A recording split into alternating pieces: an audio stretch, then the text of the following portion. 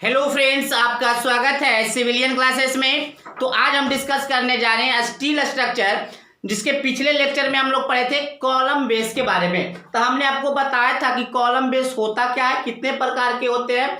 तो हमने बताया था स्लैब बेस के बारे में, फिर हमने बताया था गसेटेड बेस के बारे में, और तीसरा हमने बताया था ग्रिलेज फाउंडेशन के बारे में। तो प्यारे बच्चों, हम लोग ना स्लैब बेस के बारे में चर्चा कर चुके थे, एक न्यूमेरिकल भी बनाए थे, कुछ और न्यूमेरिकल आज हम फिर से देखेंगे। तो प्यारे बच्चों, एक न्यूमेरिकल है जो आपके बोर्ड पे दिख रहा है, इसको हम सॉल्व करते हैं ना। चलिए स्टेप बाय स्टेप हम लोग फॉलो करेंगे। तो पहला स्टेप क्या था प्यारे बच्चों, स्टेप छोड़िए, बस आपको प्रोसेस याद होना चाहिए। पहला calculate the area of slab base. कैसे बताए थे प्यारे बच्चों, लोड बटे बियरिंग कैपेसिटी ऑफ सॉइल नहीं, कंक्रीट। याद रखिएगा कौन सा, बियरिंग स्ट्रेंथ ऑफ कंक्रीट, जो कि 0.45 एफसीके बताए थे। एफसीके तो तब हम यूज करेंगे जब ग्रेड ऑफ कंक्रीट दिया हुआ रहेगा, जब दिया हुआ रहेगा कि कंक्रीट का जो पेडेस्टल है M20 का बना हुआ है, तो यहां से एफसीके क्या ले लेंगे, एफसीके ले लेंगे 20 और नीचे रख देंगे 0.45 एफसीके। बट इस केस में कहीं पे भी नहीं लिखा हुआ है ग्रेड ऑफ कंक्रीट के बारे में। तो हम लोग क्या करेंगे प्यारे बच्चों, एरिया ऑफ स्लैब बेस कैसे निकालेंगे, लोड बटे बियरिंग कैपेसिटी ऑफ कंक्रीट। तो देखिए प्यारे बच्चों, लोड आपको दिया हुआ है 800 किलो न्यूटन, लोड वहां पे दिया हुआ है 800 kilo Newton, that means 800 kilo Newton में ही रहने देते हैं। क्यों? क्योंकि नीचे का जो बेयरिंग कैपेसिटी ऑफ कंक्रीट जो है वो कितना दिया हुआ है, 2500। तो 800 भागा 2500, जब 800 भागा 2500 कीजिएगा तो ये आंसर क्या चीज में आएगा, मीटर स्क्वायर में आएगा। जब आप इसको सॉल्व कीजिएगा तो आप लोग कैलकुलेटर निकाल के सॉल्व कीजिए प्यारे बच्चों। जब आप इसको सॉल्व कीजिएगा तो ये आपको आ जाएगा 0.32 मीटर स्क्वायर। कितना जाएगा, 0.32 मीटर स्क्वायर। चलिए प्यारे बच्चों, जब भी आपको एफसीके नहीं दिया हो रहेगा तो आप स्क्वायर स्लैब बेस मानिएगा। क्या मान लीजिएगा, स्क्वायर स्लैब बेस। तो प्यारे बच्चों हम मान लेते हैं assume slab base is a square, then size of slab base। पहले बच्चों आपको पता होगा, जब स्क्वायर हमने मान लिया तो एरिया बराबर क्या हो जाएगा, बी स्क्वायर। तो एरिया बराबर बी स्क्वायर, तो यहां से बी बराबर क्या होगा प्यारे बच्चों, √a। एक निकल चुका है, एक कितना निकला है, 0.32 मीटर स्क्वायर, 0.32 मीटर स्क्वायर। जब आप इसको सॉल्व कीजिएगा तो आपको आएगा 0.56 मीटर। तो प्यारे बच्चों b बराबर l इक्वल टू, देखिए प्यारे बच्चों 0.565 है, मतलब 565 mm है। तो हम कितना ले लेते हैं, 600 mm। प्यारे बच्चों हम क्या करते हैं, डिजाइन वाले क्वेश्चन में हमेशा डायमेंशन बढ़ा कर लिया जाता है ना। तो 565 mm को हम क्या ले लिए, 600 mm हमने ले लिया। चलिए अब इसके बाद क्या था, स्टेप नंबर 1 हम लोग कर लिए। अब स्टेप नंबर 2 में क्या करेंगे प्यारे बच्चों, calculate the projection A and B. अब प्यारे बच्चों ए एंड बी निकालेंगे, प्रोजेक्शन जो था ए एंड बी वो निकालेंगे। तो प्यारे बच्चों उसको निकालने के लिए हम क्या करेंगे, फिगर बना लेते हैं। पहले बच्चों मान लीजिए यही आपका क्या है, आपका स्लैब बेस है, 600 mm हमने मान चुका है पहले, 600 mm बाई 600 mm। तो ये भी आपका क्या होगा, 600 mm, और ये भी आपका होगा 600 mm। प्यारे बच्चों यहां पे आपको ISHB कितना दिया हुआ है, 300 दिया हुआ है। तो बना लीजिए पहले 300,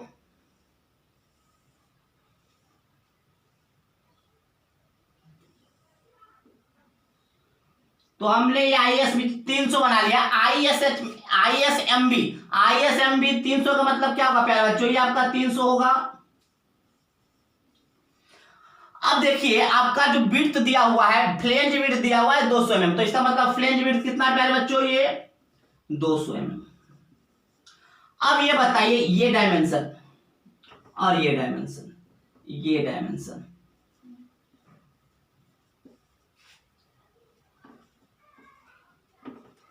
तो प्यारे बच्चों आप लोग क्या देखे होंगे, हम इधर 300 माने थे, इधर ए माने थे, उधर बी माने थे, यहाँ पे उल्टा क्यों कर दिए वो समझने का कोशिश कीजिएगा। प्यारे बच्चों जो मैक्सिमम डायमेंशन होगा, जो प्रोजेक्शन का मैक्सिमम डायमेंशन होगा वो ए होगा, और जो छोटा प्रोजेक्शन होगा वो स्मॉल बी होगा। तो हम इधर देख ले प्यारे बच्चों, ए बराबर देखिए, तो यहाँ पे क्या लिखेंगे 300 plus 2a sorry 2b, 300 plus 2b, 300 plus 2b बराबर 600, क्योंकि टोटल 600 है, तो 300 प्लस बी बराबर कितना कर दिए 600। तो यहां से जब बी निकालिएगा तो आपको आएगा 150 mm। कितना जाएगा प्यारे बच्चों 150 mm। अब इधर से निकालिए प्यारे बच्चों 200 प्लस 2a, 200 प्लस 2a बराबर फिर से 600 mm। तो ये आपका a बराबर हो गया 200 mm। अगर हम प्यारे बच्चों इधर a मान लेते, अगर इधर a मान लेते तो a बराबर आ जाता 150 और b बराबर आ जाता 200।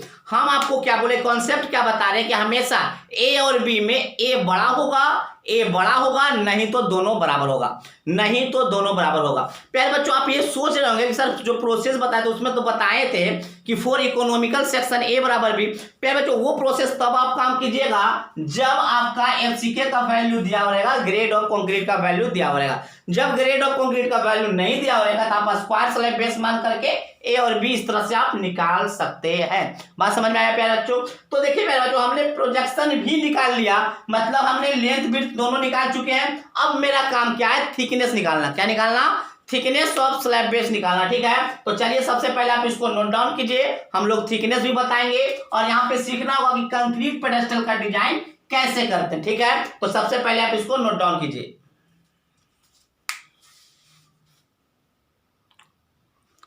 चलिए प्यारे बच्चों हम लोग देखेंगे step number 3, calculate thickness of slab base.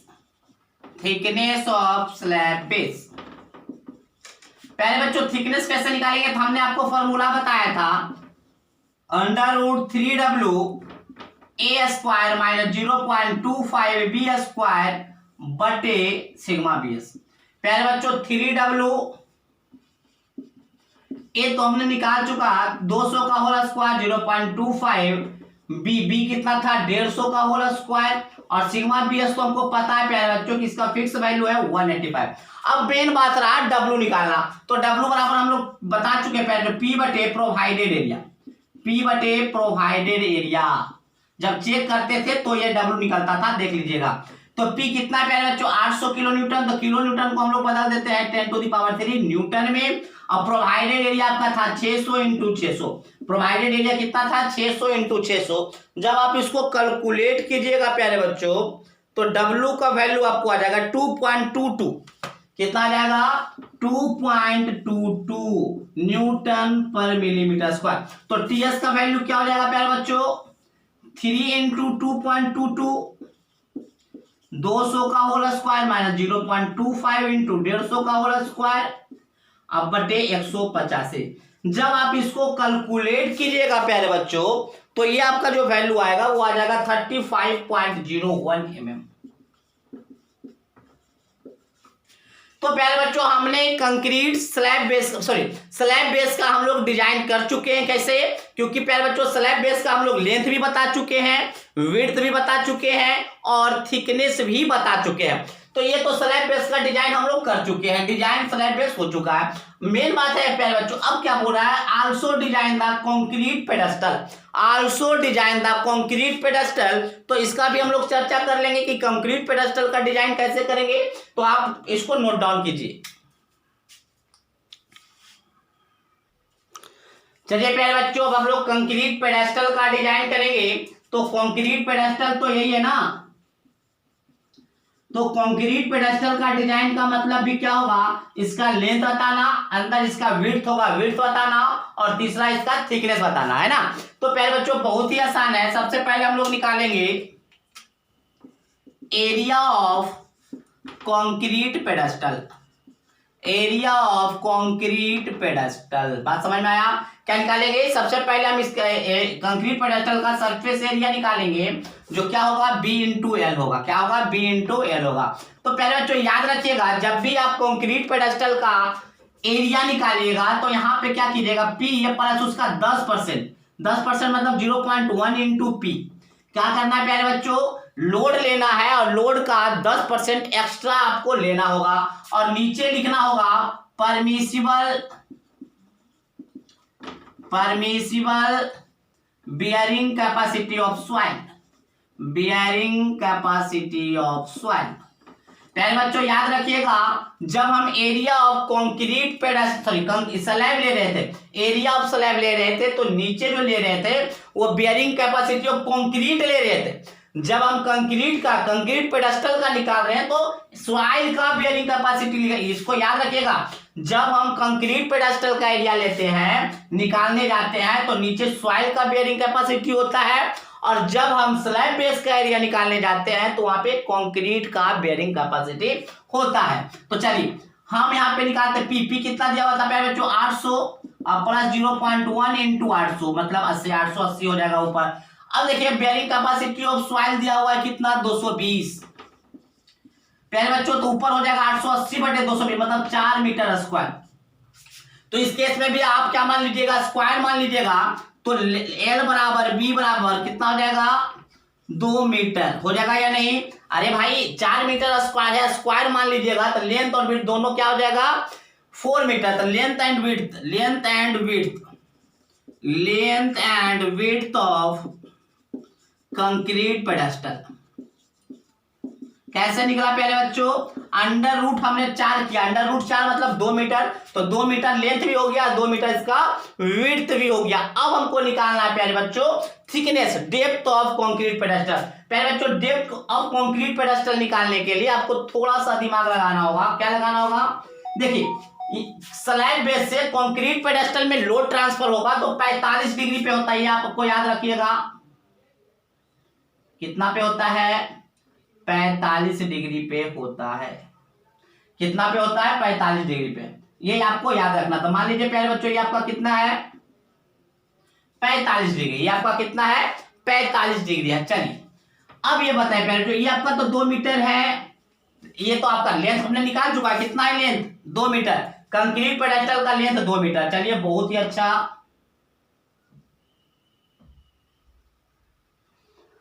चलिए पहले इस फिगर को बनाइए, हम बना रहे हैं। चलिए प्यारे बच्चों देखिएगा, इसको इसके कॉर्नर से इसके कॉर्नर में मिलाइएगा। प्यारे बच्चों हम लोग स्लैब, सॉरी यहां से नहीं, प्यारे बच्चों हम लोग स्लैब बेस का तो लेंथ निकाल चुके हैं। कितना था स्लैब बेस का लेंथ, 600 mm नहीं निकाले थे, 600 mm निकाल चुके थे। क्या, स्लैब बेस का लेंथ। प्यारे बच्चों ये आपका 600 है, टोटल 2 मीटर है। तो बताइए ये दोनों मिलकर 1400 mm होना है, तो ये आपका 700 mm हो जाएगा और ये भी आपका 700 mm हो जाएगा। कैसे, क्योंकि प्यारे बच्चों हमने लेंथ ऑफ कंक्रीट पेडेस्टल निकाला और वो कितना था, 2 मीटर। स्लैब बेस का पहले ही निकाल चुके थे, लेंथ 600 mm थी, पक्का 700 और 700 तब तो 2 मीटर होगा। चलिए अब ये बताइए प्यारे बच्चों, यही ना डेप्थ है, डेप्थ यही है ना, डेप्थ ये तो कैसे निकलेगा, हमको ये विड्थ पता है और एंगल पता है, तो ये भी 45 डिग्री का होगा, है ना। तो देखिए प्यारे बच्चों यहां पे लिख दे calculate the depth of concrete pedestal. तो देखिए प्यारे बच्चों हम क्या लिख सकते हैं, tan 45 क्या होगा, लंब बटे आधार। तो ये आपका लंब हो गया प्यारे बच्चों 700 और आधार आपको मान लेते हैं डेप्थ, है ना। तो देखिए प्यारे बच्चों आपका डेप्थ कितना निकल के आया, tan 45 कितना होता है, tan 45 1 होता है। तो डेप्थ बराबर आपको आ गया 700 mm। तो प्यारे बच्चों हम लोग क्या बता चुके हैं, हम लोग आपको बताए हैं कंक्रीट पेडेस्टल का लेंथ भी कैसे निकाला जाता है, विड्थ कैसे निकाला जाता है और थिकनेस कैसे निकाला जाता है। उन सारे कॉन्सेप्ट को हमने डील किया। तो प्यारे बच्चों ये था आपका कंक्रीट स्लैब का डिजाइन। बात समझ में आया। तो इस प्रोसेस से आप कंक्रीट स्लैब के डिजाइन को कर सकते हैं, कभी कभी क्वेश्चन में कंक्रीट पेडेस्टल का भी डिजाइन देता है, पिछले साल ही दिया था, तो आप इस तरह से कंक्रीट पेडेस्टल का भी डिजाइन कर सकते हैं। तो प्यारे बच्चों इस तरह से हमने स्लैब बेस का पूरा थ्योरी विथ न्यूमेरिकल हमने कर लिया। अब हम लोग पढ़ेंगे प्यारे बच्चों गसेटेड बेस एंड ग्रिलेज फाउंडेशन के बारे में। और गसेटेड बेस और ग्रिलेज फाउंडेशन ये दोनों पे आपको न्यूमेरिकल नहीं बोला है, आपके सिलेबस में लिखा हुआ होगा numerical is not required on gusseted base and grillage foundation, but उसका थ्योरी तो आएगा। क्या क्या आएगा थ्योरी में कि what is column base and explain their types, ठीक है ना। तो जब टाइप्स को एक्सप्लेन करने जाइएगा तो तीनों तरीके के टाइप्स को, that mean slab base, gazetted base and grillage foundation को आपको एक्सप्लेन करना होगा। तो चलिए अब हम लोग चलेंगे गस्टेड बेस की तरफ। पहले आप इसको नोट डाउन कर लीजिए।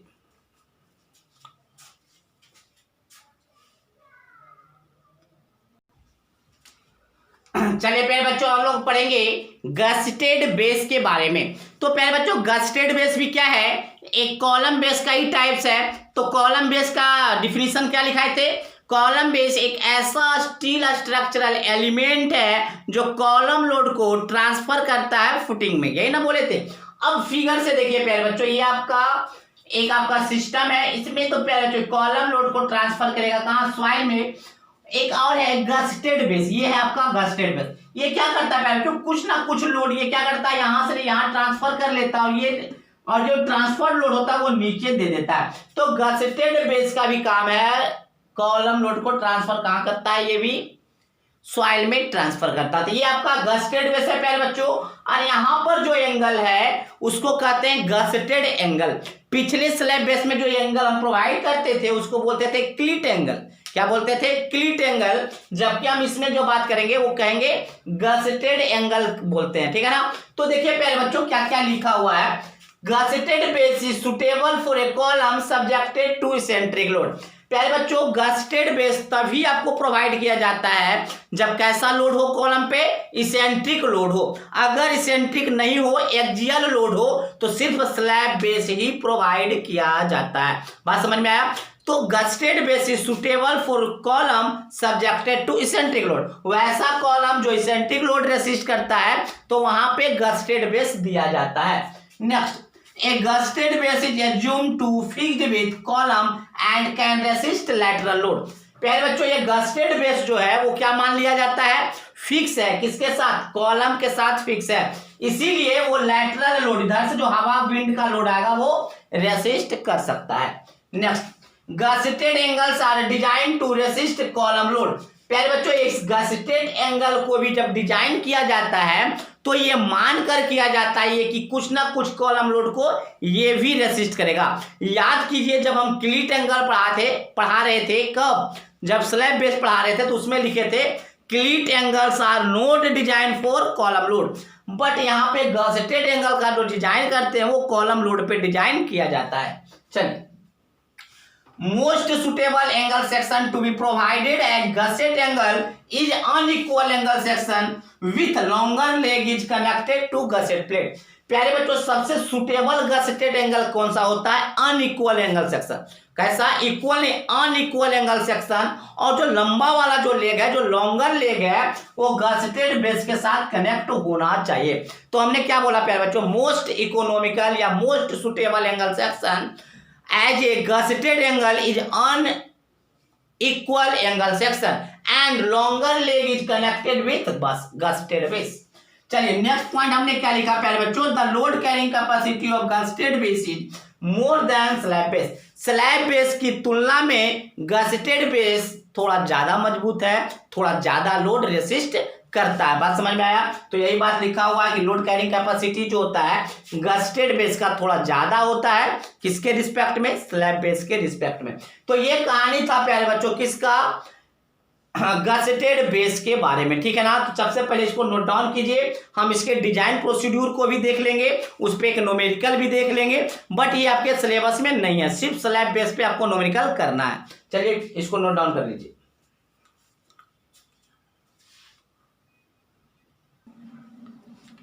चलिए प्यारे बच्चों हम लोग देखेंगे डिजाइन ऑफ गस्टेड बेस या गस्टेड प्लेट, है ना। तो प्यारे बच्चों सबसे पहले आप निकालिएगा calculate required area of gusseted base. निकालने का सेम तरीका, एरिया रिक्वायर्ड बराबर P बटे 0.45 FC के, एरिया रिक्वायर्ड का हो जाएगा L इंटू बी। तो प्यारे बच्चों यहाँ पे length, minimum length of gusseted plate निकालने का एक फॉर्मूला है, वो फॉर्मूला क्या है, H plus T G plus B angles into 2। यहाँ पे H क्या है प्यारे बच्चों, H है आपका डेप्थ ऑफ कॉलम, H क्या है, डेप्थ ऑफ कॉलम जो दिया हुआ रहेगा, जैसे ISMB 300 दिया रहेगा तो 300 क्या हो जाएगा H। TG क्या है, TG आपका है गसेटेड एंगल्स का थिकनेस, TG क्या है, thickness of gusseted angles. B angles क्या है, width of shorter leg, width of shorter leg of gusseted angle. अब देखिए पहले इससे आप क्या निकाल लीजिएगा, minimum length of gusseted base, जो प्रोवाइडेड कीजिएगा वो मिनिमम लेंथ से थोड़ा सा बढ़ा के कीजिएगा, एल मीन प्लस कर दीजिएगा, थोड़ा सा बढ़ा के कीजिएगा। तो बी कितना निकल जाएगा, एरिया रिक्वायर्ड बटे एल प्रोवाइडेड। तो प्यारे बच्चों एल हम लोग निकाल चुके हैं, बी निकाल चुके हैं, ठीक है ना। अब मेरा काम है थिकनेस निकालना। तो थिकनेस कैसा निकालेंगे प्यारे बच्चों, ये फॉर्मूला है टी बराबर सी अंडर रूट 3w बटे sigma B S. W sigma B S तो हमको पता है 185 ही होगा। W प्यारे बच्चों क्या होगा, लोड बटे प्रोवाइडेड एरिया, लोड बटे प्रोवाइडेड एरिया। C क्या है वो देखिए, projected of slab base beyond critical section, beyond critical section. तो सबसे पहले आप समझ लीजिए ये आपका क्रिटिकल सेक्शन है, जब भी आपको टूटेगा ये सिस्टम तो यहीं से टूटेगा, इसलिए क्रिटिकल सेक्शन कहलाता है। तो यहां से लेकर ये दूरी आपका क्या कहलाता है, C। क्या कहलाता है, C। बात समझ में आया। तो ये आपको फिगर में दिया हो रहेगा C, नहीं तो आपको निकालना होगा, हम क्वेश्चन के माध्यम से ये देख लेंगे। बट बार बार बोल रहे हैं ये आपके सिलेबस में नहीं है, फिर भी हम आपको डिजाइन बता दे रहे हैं ताकि आपको नॉलेज में रहे, है ना। तो प्यारे बच्चों ये बहुत ही आसान प्रोसीड्यूर था डिजाइन इसका निकालना, फिर है ना, गसेटेड बेस का। चलिए इस पे एक न्यूमेरिकल देखेंगे, उसके बाद हम लोग जाएंगे ग्रीनिश फाउंडेशन की तरफ, और ये चैप्टर हमारा क्या हो जाएगा, पूरी तरीके से समाप्त हो जाएगा। तो चलिए प्यारे बच्चों हम न्यूमेरिकल देखेंगे, इसको नोट डाउन कीजिए।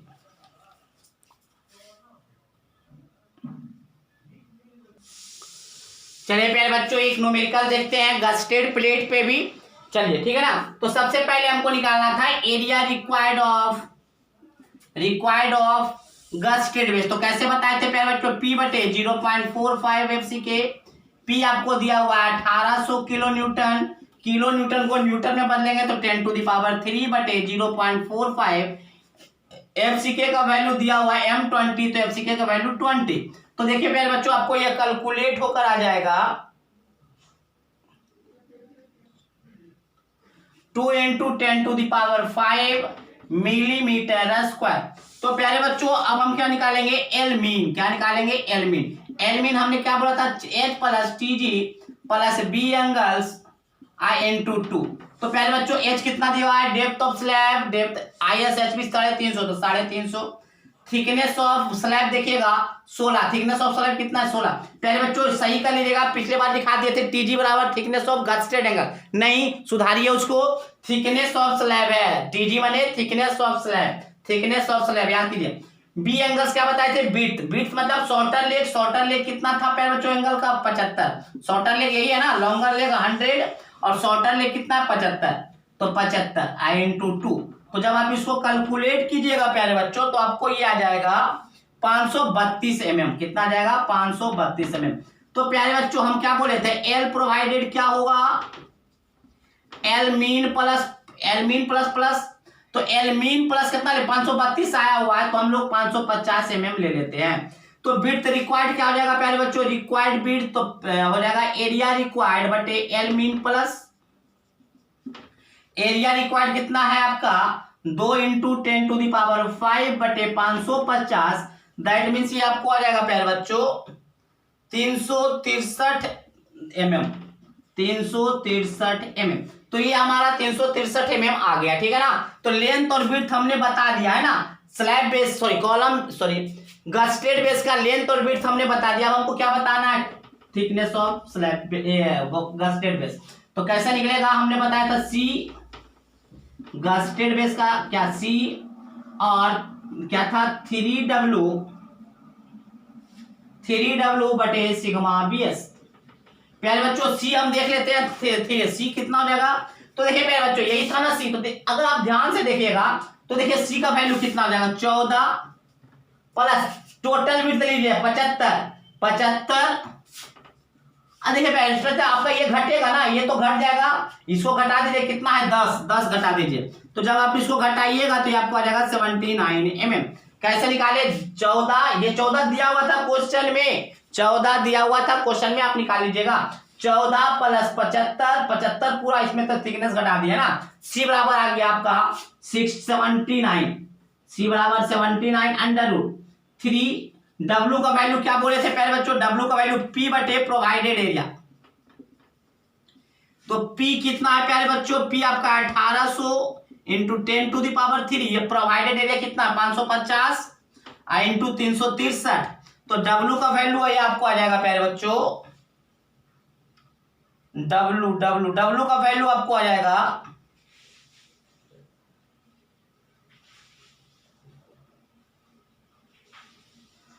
डब्ल्यू का वैल्यू आप लोग निकालिएगा प्यारे बच्चों, तो शायद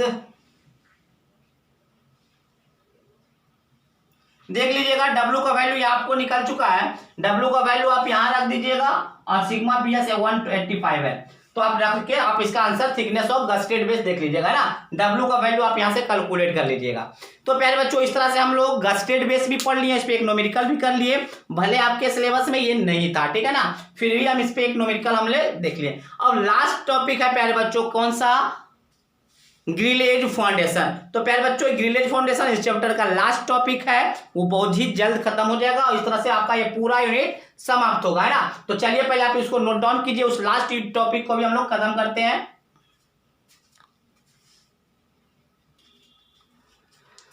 चलिए प्यारे बच्चों हम लोग देखेंगे ग्रिलेज फाउंडेशन के बारे में। तो ये आपका है ग्रिलेज फाउंडेशन का फिगर है।